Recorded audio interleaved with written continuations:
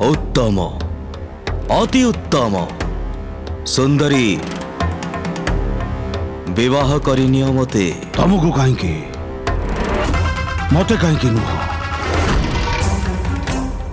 प्रथमे प्रस्ताव मु देइछि अंको परंतु देखी पारिलोनी प्रथमे मु तांको देखिथिली समुद्र गर्भरु बाहरिबा मात्रे ए बजरंगर हृदय रे बसीगले।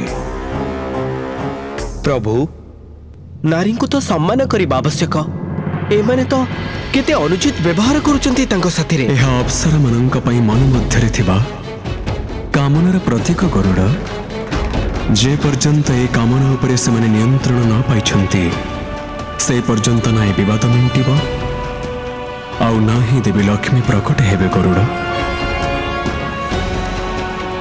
विवाह तो केवल मोर हेबो राहु बड़ मु विवाह मु करिबी।